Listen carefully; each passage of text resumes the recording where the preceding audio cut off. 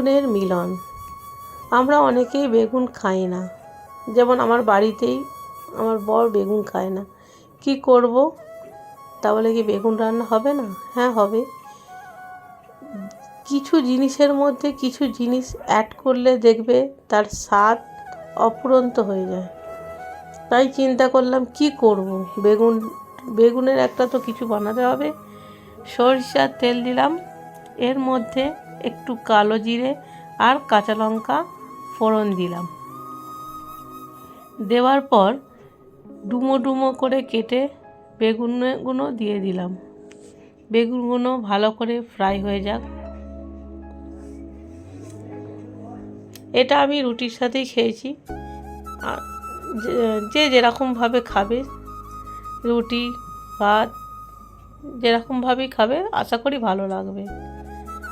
এবারে পেঁয়াজ কুচোগুলো দিয়ে দিলাম। পেঁয়াজ কুচোর সাথে ভাজা হয়ে যাক। খুব সিম্পল, 5 মিনিট লাগবে রান্নাটা করতে।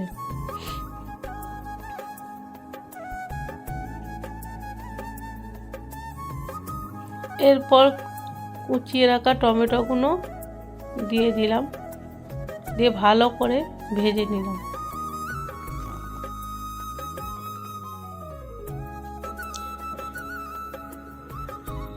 এরপরে আর কিছুই দেবো না, শুধুমাত্র লবণ, হলুদ গুঁড়ো আর একটু কালারের জন্য কাশ্মীরি লঙ্কা গুঁড়ো দিলাম, দিয়ে ভালো করে একদম ভেজে নেব।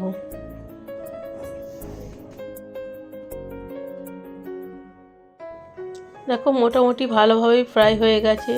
এরপরে দুটো ডিম দিয়ে দিলাম। এইখানেই স্বাদটা দ্বিগুণ হয়ে যাবে। ডিম দুটো দিয়ে ভালো করে মিক্সড করে ফ্রাই করে নেব, তাহলেই রেডি হয়ে যাবে ডিম বেগুনের মিলন। আমার তো রুটি দিয়ে খুবই ভালো লেগেছে খেতে। তোমরা ট্রাই করে দেখতে পারো, আশা করি ভালো লাগবে।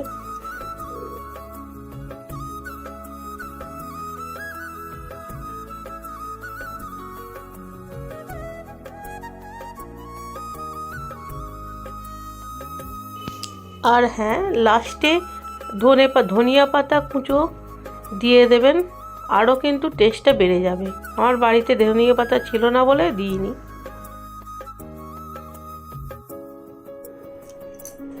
তৈরি হয়ে গেল ডিম বেগুনের মিলন। টাটা, বাই বাই, ভালো থেকো, সুস্থ থেকো। লাইক দিতে কেউ ভুলবে না। Tata tata.